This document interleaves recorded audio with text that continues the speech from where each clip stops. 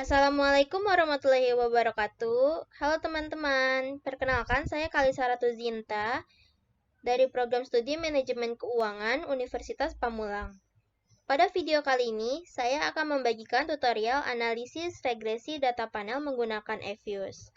Mulai dari uji Chow, uji Hausman, uji Lagrange multiplier atau uji LM, uji multikolinearitas, uji heteroskedasitas, hingga uji regresi dan interpretasi hasilnya. Semoga video ini dapat membantu dan bermanfaat bagi teman-teman yang sedang belajar EFUS maupun menyusun penelitian. Selamat menyaksikan. Pertama-tama saya akan menjelaskan terlebih dahulu apa itu pengertian dari masing-masing uji di sini. Saya sudah merangkumnya. Uji Chow digunakan untuk menentukan model data panel yang paling tepat antara Common Effect Model atau CEM dan Fixed Effect Model atau FEM. Uji ini bertujuan mengetahui apakah terdapat perbedaan karakteristik yang signifikan pada setiap individu atau cross-section yang diteliti. Lalu selanjutnya uji Hausman. Uji Hausman digunakan untuk memilih model terbaik antara Fixed Effect Model (FEM) dan Random Effect Model (RAM). Uji ini dilakukan untuk mengetahui apakah efek individu berkolerasi dengan variabel independen sehingga dapat ditentukan model yang paling sesuai digunakan. Yang ketiga, uji LM. Uji Lagrange multiplier atau uji LM digunakan untuk menentukan model yang lebih tepat antara Common Effect Model (CEM) atau Random Effect Model (RAM). Uji ini bertujuan menguji apakah terdapat efek acak random effect yang signifikan dalam model data panel. Yang keempat ada uji asumsi klasik. Uji asumsi klasik dilakukan untuk memastikan bahwa model regresi memenuhi syarat statistik sehingga hasil estimasi yang diperoleh bersifat valid, tidak bias, dan dapat digunakan untuk pengambilan kesimpulan. Uji asumsi klasik ada dua, yaitu uji multikolinearitas dan uji heteroskedasitas. Uji multikolinearitas bertujuan mengetahui apakah terdapat hubungan atau korelasi yang tinggi antar variabel independen dalam model regresi. Model yang baik adalah model yang tidak mengalami multikolinearitas sehingga setiap variabel dapat menjelaskan pengaruh secara jelas. Lalu uji heteroskedasitas. Uji hetero ini digunakan untuk mengetahui apakah varians residual pada model regresi bersifat konstan atau tidak. Model regresi yang baik adalah model yang tidak mengalami heteroskedasitas, yaitu memiliki varians residual yang sama pada seluruh pengamatan. Yang terakhir itu adalah uji regresi data panel. Uji regresi data panel digunakan untuk mengetahui arah dan besaran pengaruh varians independen terhadap variabel dependen. Melalui persamaan regresi dapat diketahui apakah hubungan antara variabel bersifat positif atau negatif, serta seberapa besar perubahan yang terjadi pada variabel dependen akibat perubahan variabel independen. Lalu ini kita lihat data Excel-nya seperti ini.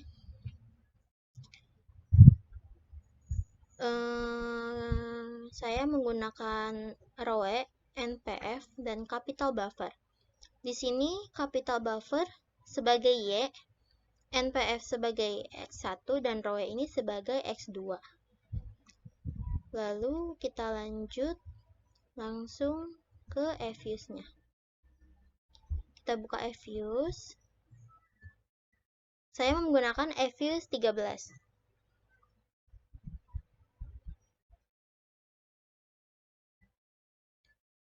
Setelah terbuka seperti ini, ini kita silang dulu. Nah, klik file, lalu open, lalu for range data as Word file. Di sini kalian langsung bisa memasukkan data Excel yang tadi untuk langsung diuji di EFUS. Klik next, next, next, lalu finish. klik yes. Setelah melihat tampilan seperti ini, kalian tinggal memilih capital buffer, MPF, dan ROE. Caranya adalah sambil dipilih sambil klik kontrol. Capital buffer, NPF, dan ROE. Lalu klik kanan, klik open, lalu open as equation. Karena C ini berada di belakang, C dipindah ke tengah-tengah capital buffer. Lalu klik OK. Setelah tampilannya seperti ini,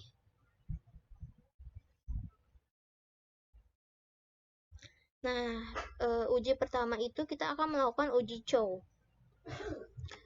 Uji Chow kita ganti estimate-nya menggunakan fixed. Estimate, panel option, cross section-nya kita ganti fixed. Lalu OK. Lalu klik view,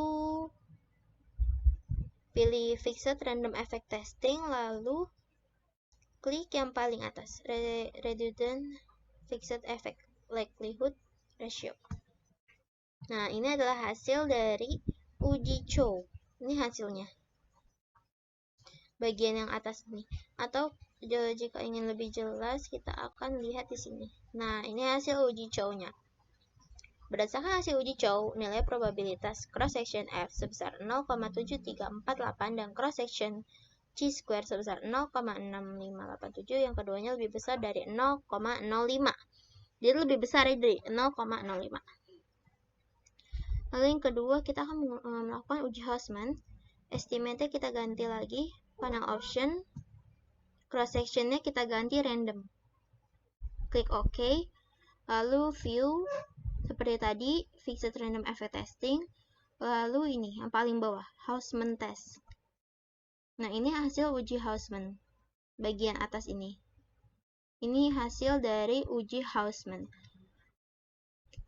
Lebih jelasnya kita akan melihat di sini. Ini hasil uji Hausman. Berdasarkan hasil uji Hausman diperoleh nilai C-square sebesar 0,5196 dengan probabilitas 0,7712 yang artinya lebih besar dari 0,05 sehingga HO diterima. Hal ini menunjukkan bahwa tidak terdapat perbedaan yang signifikan antara estimasi fixed effect dan random effect sehingga model yang lebih tepat digunakan adalah random effect model. Lalu kita akan melakukan uji ketiga, yaitu uji LM. Estimate-nya kita ganti lagi, panel option, kita ganti cross-section-nya jadi none. Oke, lalu view, fixed random effect testing. Nah, yang tengah, Lagrange multiplier atau uji LM. Nah, ini adalah hasil dari uji LM tersebut. Hasilnya seperti ini. Atau untuk lebih jelasnya kita akan lihat di sini. Ini hasil dari uji LM. Berdasarkan hasil uji LM, nilai bersepangan untuk cross section sebesar 0,2872 atau lebih besar dari 0,05. Time sebesar 0,6183 lebih besar dari 0,05 dan both sebesar 0,2400 lebih besar dari 0,05 sehingga HO diterima. Hal ini menunjukkan bahwa tidak terdapat efek random yang signifikan sehingga model yang lebih tepat digunakan adalah common effect model dibanding random effect model. Lalu kita akan melakukan uji asumsi klasik. Uji asumsi klasik yang pertama itu adalah uji multikolinearitas. Caranya, kita ke quick, lalu ke grup statistik, lalu ini, correlation. Karena kita hanya menguji X1 dan X2, maka bagian Y-nya atau si capital buffer-nya kita hapus. Lalu klik OK. Nah, ini merupakan hasil dari uji asumsi klasik, yaitu uji multikolinearitas. Hasilnya ini, atau lebih jelasnya kita bisa lihat di bagian sini. Ini hasilnya. NPF sebagai X1 dan ROE sebagai X2. Lalu kita akan melakukan uji yang ketiga, yaitu uji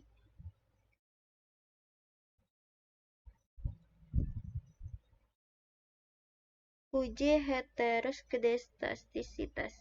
Nah,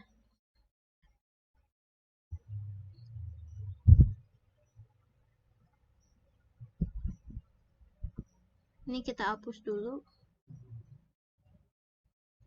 Terus kita ke view, ke actual fitted residual, lalu ke residual graph. Nah, ini merupakan uji dari heteroskedastisitas. Bentuknya seperti ini. Grafiknya menunjukkan di angka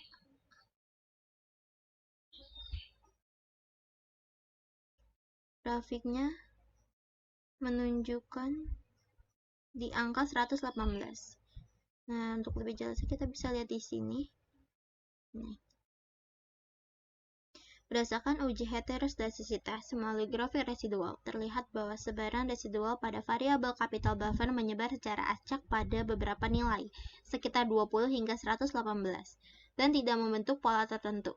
Hal ini menunjukkan bahwa varian residual bersifat konstan, sehingga dapat disimpulkan bahwa tidak terdapat masalah heteroskedastisitas dalam model regresi yang digunakan.